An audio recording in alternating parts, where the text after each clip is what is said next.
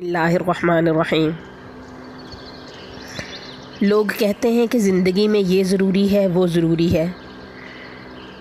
ضروری کچھ نہیں ہوتا، نہ دولت، نہ رتبہ، نہ مال، نہ اولاد، نہ لوگوں کی محبت۔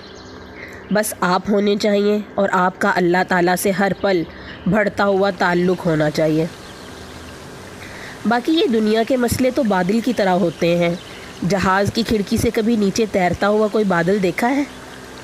اوپر سے دیکھو تو کتنا بے ضرر لگتا ہے، مگر جو اس بادل تلے کھڑا ہوتا ہے اس کا پورا آسمان بادل ڈھانپ لیتا ہے اور وہ سمجھتا ہے کہ روشنی ختم ہو گئی، دنیا تاریک ہو گئی۔ غم بھی ایسے ہی ہوتے ہیں، غم جو ہیں وہ بھی ایسے ہی ہوتے ہیں۔ جب زندگی پہ چھا جاتے ہیں تو سب تاریک لگتا ہے، لیکن اگر ہم زمین سے اوپر اٹھ کر آسمان سے پورا منظر دیکھیں تو ہم جانیں گے کہ یہ تو ایک ننھا سا ٹکڑا ہے جو ابھی ہٹ جائے گا۔ اور اگر یہ سیاہ بادل نہ چھائیں، یہ غم کے بادل نہ چھائیں تو ہماری زندگی میں رحمت کی کوئی بارش نہ ہو۔ اللہ تعالیٰ ہمیں اچھے اعمال کرنے کی اور اپنے راستے پہ پختگی سے چلنے کی توفیق عطا فرمائے، اور جب ہم پہ غم چھائیں تو اللہ تعالیٰ اپنی رحمت کی بارش ہم پہ کر دے۔ ہم اپنا آج کا سبق شروع کرتے ہیں۔ ہمارا آج کا سبق ملائکہ کے بارے میں تھا، یعنی فرشتے بھی اللہ تعالیٰ کی مخلوق ہیں۔ جس طرح اللہ تعالیٰ پر ایمان لانا ضروری ہے، اسی طرح فرشتوں پر بھی ایمان لانا جو ہے وہ ضروری ہے۔ قرآن پاک میں 88 مرتبہ فرشتوں کا ذکر ہے۔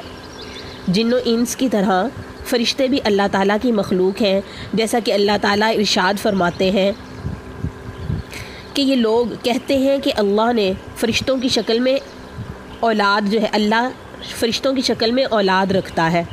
سبحان اللہ، بلکہ فرشتے تو اللہ کے بندے ہیں جنہیں عزت بخشی گئی ہے، اور وہ اس سے آگے بڑھ کر کوئی بات نہیں کرتے اور وہ اسی کے حکم پر عمل کرتے ہیں۔ یہ سورہ انبیاء ہے، آیت نمبر 26 اور 27۔ قرآن و حدیث میں یہ بات بار بار ذکر کی گئی ہے کہ اللہ تعالیٰ نے انسانوں کو مٹی سے، جنات کو آگ سے اور فرشتوں کو نور سے پیدا کیا ہے۔ اللہ تعالیٰ نے فرشتوں کی تخلیق اس طرح کی ہے کہ وہ اللہ تعالیٰ کی نافرمانی نہیں کرتے۔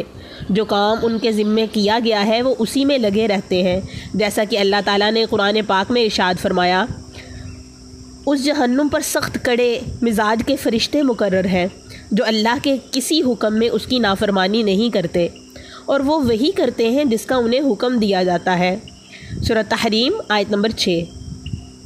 اسی طرح فرمایا، فرشتوں کو خالق کائنات نے ایسا بنایا ہے کہ وہ نہ کھاتے ہیں نہ پیتے ہیں، جیسا اللہ تعالیٰ فرماتے ہیں سورہ زاریات میں آیت نمبر 24 سے لے کے 27 میں کہ حضرت ابراہیم علیہ السلام کے پاس آنے والے مہمانوں کا تذکرہ ہے ان آیات میں، کہ جو کھانا نہیں کھا رہے تھے۔ مہمان حضرت ابراہیم کے پاس آئے جو کھانا نہیں کھا رہے تھے، تو حضرت ابراہیم علیہ السلام کو ان پر شک و شبہ ہوا۔ بعد میں حضرت ابراہیم کو معلوم ہوا کہ یہ تو فرشتے ہیں اور ان فرشتوں کی فطرت میں کھانا پینا نہیں ہے۔ اسی طرح فرشتے نہ مرد ہوتے ہیں نہ عورت۔ سورہ صافات آیت نمبر 149 سے 151 تک اللہ تعالیٰ فرماتے ہیں مشرکین مکہ کے عقیدہ کی تردید کرتے ہوئے کہ وہ فرشتوں کو اللہ تعالیٰ کی بیٹیاں کہا کرتے تھے۔ جس طرح اللہ تعالیٰ کی ذات پر ایمان لانا ضروری ہے، اسی طرح نور سے پیدا ہوئی مخلوق یعنی فرشتوں پر بھی ایمان لانا ضروری ہے۔ اللہ تعالیٰ نے قرآن پاک میں تقریباً 88 مرتبہ فرشتوں کا ذکر فرمایا۔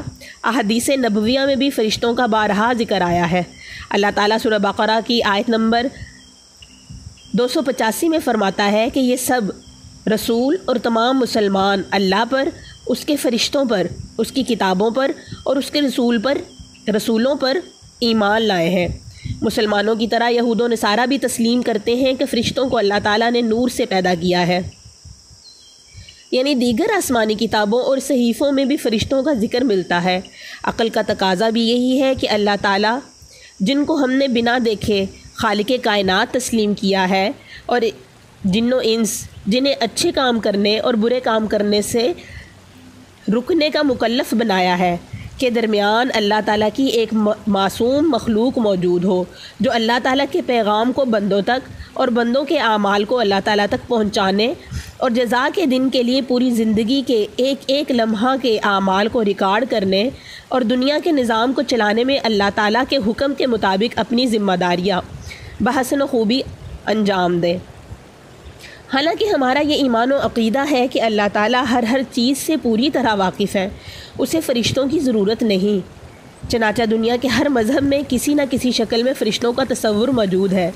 صرف لا مذہب لوگ ہی فرشتوں کے وجود کے منکر ہیں، جن کے پاس سوائے اس کے کوئی دلیل نہیں ہے کہ ہم ان کو نہیں دیکھتے۔ لیکن یہ ان کا کہنا غلط ہے، جس کے رد کی بھی کوئی ضرورت نہیں ہے، کیونکہ دنیا میں بے شمار چیزیں نہ دیکھنے کے باوجود دنیا ان کو تسلیم کرتی ہے۔ مثلاً عقل دنیا میں کسی بھی شکل میں موجود نہیں ہے، لیکن ساری دنیا تسلیم کرتی ہے۔ فرشتے اللہ تعالیٰ کے حکم سے اپنی اصل شکل کے علاوہ کسی دوسری شکل میں بھی ظاہر ہو سکتے ہیں۔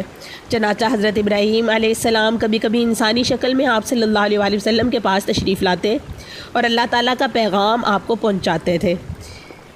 ایسے موقع پر عموماً حضرت جبرائیل علیہ السلام مشہور صحابی حضرت دحیہ کلبی رضی اللہ تعالیٰ عنہ کی صورت میں تشریف لایا کرتے تھے۔ حضرت جبرائیل علیہ السلام 3 مرتبہ اپنی اصل صورت میں بھی تشریف لائے، ایک نبوت کے بالکل ابتدائی دور میں، دوسری بات خود حضور صلی اللہ علیہ وسلم نے حضرت جبرائیل علیہ السلام سے ان کی اصل صورت جو ہے وہ دیکھنے کی خواہش ظاہر فرمائی تھی، اور تیسری مرتبہ معراج کے موقع پر حضرت ابراہیم، حضرت مریم اور حضرت لوط علیہ السلام کے قصے میں بھی قرآن کریم میں مذکور ہے کہ فرشتے انسانی شکل میں ان کے پاس آئے تھے۔ نیز بخاری، مسلم اور دیگر کتب حدیث میں حضرت عمر فاروق رضی اللہ تعالیٰ عنہ سے مروی ہے کہ حضرت جبرائیل علیہ السلام نبی کریم صلی اللہ علیہ وسلم کے پاس ایک آدمی کی شکل میں تشریف لائے تھے، جبکہ آپ صحابہ کرام کے درمیان تشریف فرما تھے، اور حضرت جبرائیل علیہ السلام نے لوگوں کی تعلیم و تربیت کے لیے ایمان، اسلام اور احسان کے متعلق سوالات کیے۔ فرشتوں کی تعداد کے بارے میں اللہ تعالیٰ کے علاوہ کوئی نہیں جانتا۔ اللہ تعالیٰ فرماتے ہیں، تمہارے پروردگار کے لشکر کو اللہ کے علاوہ کوئی نہیں جانتا۔ یہ سورہ مدثر کی آیت نمبر 31 ہے۔ چند فرشتوں کے نام کا تذکرہ قرآن و حدیث میں موجود ہے۔ قرآن پاک میں 3 جگہ پر حضرت جبرائیل علیہ السلام کا تذکرہ صراحت کے ساتھ آیا ہے۔ بعض آیات مثلا سورۃ التکویر آیت نمبر 20، سورۃ النجم آیت نمبر 5 اور 6 میں حضرت جبرائیل علیہ السلام کا تذکرہ ان کے نام کے بغیر وارد ہوا ہے۔ سورہ بقرہ آیت نمبر 98 میں حضرت جبرائیل اور حضرت میکائیل علیہ السلام دونوں کا تذکرہ موجود ہے۔ حضرت اسرافیل اور حضرت عزرائیل علیہ السلام کے نام کا تذکرہ تو قرآن پاک میں موجود نہیں، لیکن ان کی ذمہ داری کو قرآن پاک میں بیان کیا گیا ہے۔ نیز احادیث اور تاریخی کتابوں میں کثرت سے ان دونوں فرشتوں کا ذکر موجود ہے۔ جہنم کے دروغہ حضرت مالک کا ذکر سورہ زخرف آیت نمبر 77 میں ہے، اور وہ دوزخ کے فرشتہ سے پکار کر کہیں گے کہ اے مالک، تمہارا پروردگار ہمارا کام ہی تمام کر دے۔ وہ کہے گا کہ تمہیں اسی حال میں رہنا ہے۔ جنت کے خازن کا تذکرہ متعدد احادیث صحیحہ میں مذکور ہے۔ بعض احادیث میں ان کا نام رضوان ہے۔ قبر میں سوال کرنے والے فرشتوں کو منکر نکیر کہا جاتا ہے۔ نبی کریم صلی اللہ علیہ وسلم نے ارشاد فرمایا، جب کسی کی میت کو قبر میں رکھ دیا جاتا ہے تو سیاہ رنگ کی نیلی آنکھوں والے فرشتے، جنہیں منکر نکیر کہا جاتا ہے، آتے ہیں اور اس سے پوچھتے ہیں۔ حضرت ہاروت اور حضرت ماروت کا تذکرہ قرآن کریم میں موجود ہے کہ یہ بنی اسرائیل اس چیز کے پیچھے لگ گئے جو شہر بابل میں ہاروت اور ماروت نامی 2 فرشتوں پر نازل کی گئی تھی۔ فرشتوں کو اللہ تعالیٰ نے مختلف ذمہ داریاں دے رکھی ہیں۔ حضرت جبرائیل اللہ تعالیٰ کے احکام نبی کریم صلی اللہ علیہ وسلم کے پاس اور تمام انبیاء کے پاس لے کر آتے تھے۔ اللہ تعالیٰ ارشاد فرماتے ہیں، فرشتوں میں سے اپنا پیغام پہنچانے والا اللہ منتخب کرتا ہے اور انسانوں میں سے بھی۔ یہ سورہ حج کی آیت نمبر 75 میں ہے۔ حضرت جبرائیل علیہ السلام کو تمام فرشتوں کا سردار بھی کہا جاتا ہے۔ حضرت میکائیل بارش برسانے اور لوگوں کی روزی روٹی کے انتظام پر مامور ہیں۔ حضرت میکائیل کی ماتحتی میں بے شمار فرشتے ہیں اور اس ذمہ داری کو انجام دیتے ہیں۔ حضرت اسرافیل علیہ السلام قیامت کے دن سور پھونکیں گے۔ حضرت عزرائیل جو ہیں وہ روح قبض کرنے پر مامور ہیں۔ حضرت عزرائیل کی ماتحتی میں بے شمار فرشتے لوگوں کی جان نکالنے پر مامور ہیں۔ فرمان الہی ہے، کہہ دو کہ تمہیں موت کا وہ فرشتہ یعنی ملک الموت پورا وصول کر لے گا اور جو تم پر مقرر کیا گیا ہے پھر تمہیں تمہارے پروردگار کے پاس واپس لے جایا جائے گا۔ یہ سورۃ السجدہ آیت نمبر 11 ہے۔ اسی طرح اللہ تعالیٰ نے جنت اور جہنم کی دربانی پر بے شمار فرشتے متعین فرمائے ہیں۔ چنانچہ قرآن کریم میں ہے کہ جنتی لوگ جب جنت کے دروازے پر پہنچیں گے تو جنت کے محافظ ان کا استقبال کرتے ہوئے کہیں گے سلام ہو آپ پر، آپ لوگ بہت اچھے رہے، اب اس جنت میں ہمیشہ ہمیشہ رہنے کے لیے آ جائیے۔ یہ سورۃ زمر آیت نمبر 73۔ اسی طرح فرمان الہی ہے کہ یہ دوزخ کے کارندے کوئی اور نہیں فرشتے مقرر کیے ہیں۔ سورہ مدثر آیت نمبر 31 میں اللہ تعالیٰ نے انسانوں کی حفاظت پر بھی فرشتوں کو متعین کر رکھا ہے۔ اللہ تعالیٰ ارشاد فرماتا ہے کہ ہر شخص کے آگے اور پیچھے وہ نگران فرشتے مقرر ہیں جو اللہ کے حکم سے باری باری اس کی حفاظت کرتے ہیں۔ یہ سورہ رعد آیت نمبر 11 میں ہے۔ صحیح بخاری کی حدیث میں ہے کہ فرشتوں کی ایک جماعت دن کے وقت انسانوں کی حفاظت پر مامور ہے اور دوسری جماعت رات کے وقت ان کی حفاظت کرتی ہے۔ ابو داؤد کی ایک روایت حضرت علی رضی اللہ تعالیٰ عنہ سے مروی ہے کہ یہ فرشتے مختلف حادثات سے انسانوں کی حفاظت کرتے ہیں، البتہ جب اللہ تعالیٰ کا حکم ہی یہ ہو کہ کسی شخص کو کسی تکلیف میں مبتلا کیا جائے تو یہ فرشتے وہاں سے ہٹ جاتے ہیں۔ اس کی تفصیل دیکھنے کے لیے معارف القرآن کی جو ہے اس کو دیکھیے۔ بعض فرشتے انسان کے اچھے اور برے اعمال لکھتے رہتے ہیں جن کو کرامن کاتبین کہتے ہیں۔ ان فرشتوں کے متعلق اللہ تعالیٰ ارشاد فرماتا ہے حالانکہ تم پر کچھ نگران فرشتے مقرر ہیں، وہ معزز لکھنے والے جو تمہارے سارے کاموں کو جانتے ہیں۔ یہ سورہ انفطار آیت نمبر 10 سے 12 تک۔ اور اللہ تعالیٰ یہ بھی فرماتے ہیں کہ اس وقت بھی جب اعمال کو لکھنے والے دو فرشتے لکھ رہے ہوتے ہیں، ایک دائیں جانب اور دوسرا بائیں جانب بیٹھا ہوتا ہے، انسان کوئی لفظ زبان سے نہیں نکال پاتا مگر اس پر ایک نگران متعین ہوتا ہے اور ہر وقت لکھنے کو تیار۔ یہ سورہ قاف کی آیت نمبر 17 اور 18 ہے۔ کچھ فرشتے عرش الہی کو اٹھائے ہوئے ہیں۔ اللہ تعالیٰ ارشاد فرماتا ہے وہ فرشتے جو عرش کو اٹھائے ہوئے ہیں اور جو اس کے گرد موجود ہیں وہ سب اپنے پروردگار کی حمد کے ساتھ اس کی تسبیح کرتے رہتے ہیں۔ سورہ مومن آیت نمبر 7۔ اسی طرح فرمان الہی ہے فرشتے اس کے کنارے پر ہوں گے اور تمہارے پروردگار کے عرش کو اس دن 8 فرشتے اپنے اوپر اٹھائے ہوئے ہوں گے۔ سورہ حاقہ آیت نمبر 17۔ فرشتوں کی ایک جماعت درود و سلام کو نبی کریم صلی اللہ علیہ وسلم تک پہنچانے پر مقرر ہے۔ کچھ فرشتے دنیا میں گھومتے رہتے ہیں اور جہاں اللہ تعالیٰ کا ذکر ہوتا ہے، وعظ و نصیحت ہوتی ہے، قرآن کریم یا دینی علوم پڑھائے جاتے ہیں یا پڑھے جاتے ہیں، ایسی مجلسوں میں وہ حاضر ہوتے ہیں تاکہ جتنے لوگ اس مجلس میں اور اس نیک کام میں شریک ہیں ان کی شرکت کی اللہ تعالیٰ کے سامنے گواہی دیں۔ دنیا میں جو فرشتے کام کرتے ہیں ان کی صبح و شام میں تبدیلی بھی ہوتی ہے۔ نماز فجر کے وقت رات والے فرشتے آسمانوں پر چلے جاتے ہیں اور دن میں کام کرنے والے آ جاتے ہیں، اور عصر کی نماز کے بعد دن والے جو فرشتے ہیں وہ چلے جاتے ہیں اور رات میں کام کرنے والے فرشتے جو ہیں وہ آ جاتے ہیں۔ فرشتوں کی ایک جماعت ہمیشہ اللہ تعالیٰ کی تسبیح و تقدیس میں بھی مشغول رہتی ہے۔ جس طرح دنیا میں بیت اللہ کا طواف کیا جاتا ہے، اسی طرح آسمانوں پر اللہ کا گھر ہے جس کو بیت المعمور کہا جاتا ہے۔ فرشتوں کی ایک جماعت ہر وقت اس کا طواف کرتی رہتی ہے۔ احادیث کی کتب میں اس کی وضاحت موجود ہے۔ خلاصہ کلام یہ کہ فرشتے بھی اللہ تعالیٰ کی مخلوق ہیں جو آسمانوں اور زمین میں بے شمار کاموں پر مقرر ہیں، یعنی آسمان اور زمین کے انتظامات اللہ تعالیٰ نے فرشتوں کے ذمہ کر رکھے ہیں اور فرشتے تمام انتظامات اللہ تعالیٰ کے حکم کے مطابق انجام دیتے ہیں۔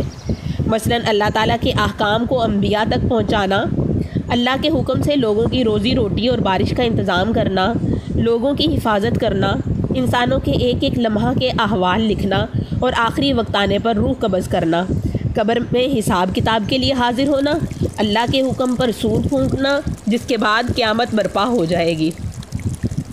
غرض یہ کہ ہر فرشتہ اپنی ذمہ داری کو بخوبی انجام دے رہا ہے۔ بعض فرشتے صرف اللہ تعالیٰ کی عبادت میں لگے ہوئے ہیں۔ فرشتے نہ مرد ہیں نہ عورت، کھانا پینا اور جنسی کام کرنا ان کی فطرت میں نہیں۔ انہیں اللہ تعالیٰ نے نور سے پیدا کیا ہے۔ تمام آسمانی کتابوں میں فرشتوں کا ذکر موجود ہے۔ اس وجہ سے مسلمانوں کے علاوہ یہود و نصارہ بھی نور سے بنی اس مخلوق کو مانتے ہیں۔ دیگر مذاہب میں بھی فرشتوں کو کسی نہ کسی شکل میں تسلیم کیا گیا ہے۔ سبق کا ہمارا اگلا حصہ ہے مسائل و احکام۔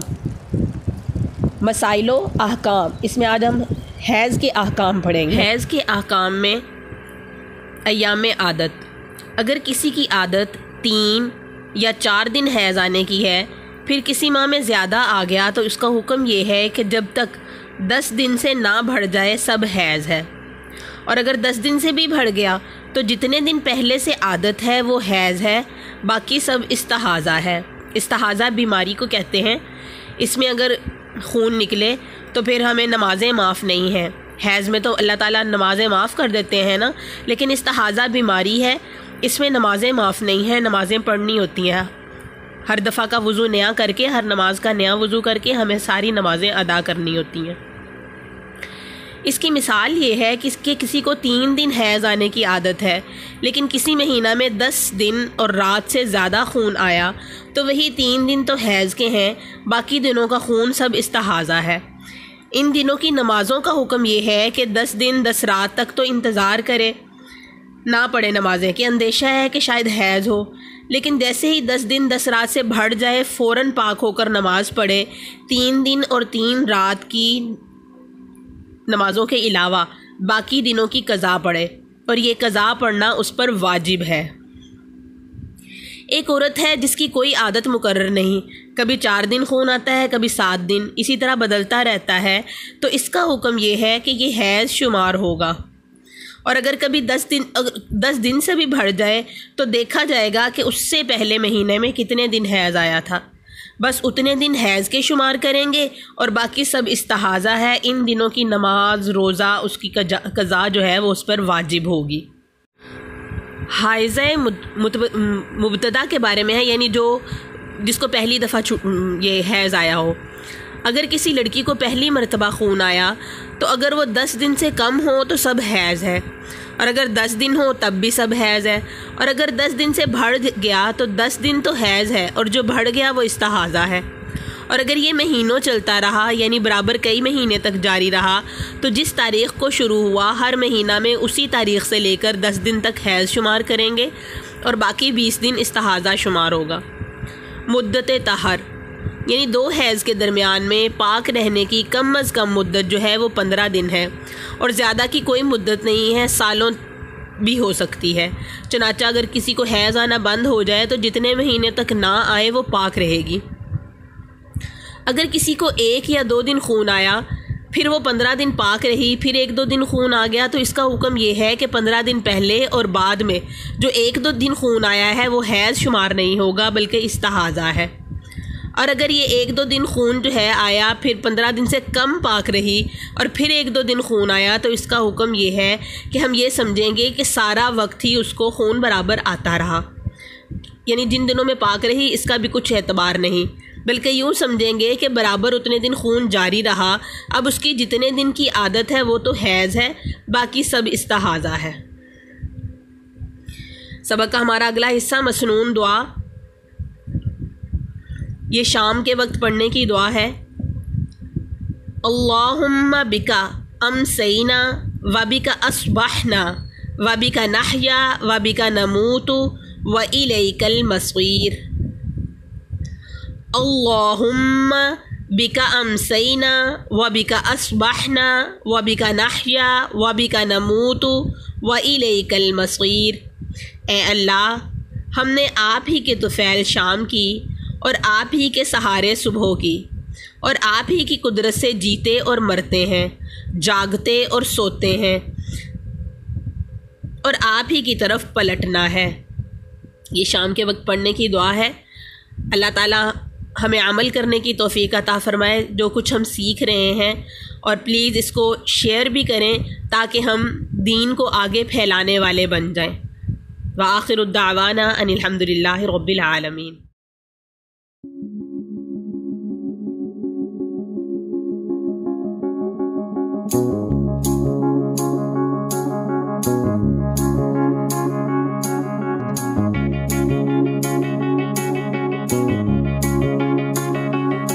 Find the real me. So let's go, seize the feeling. 'Cause you know it's time for the meaning. Now we show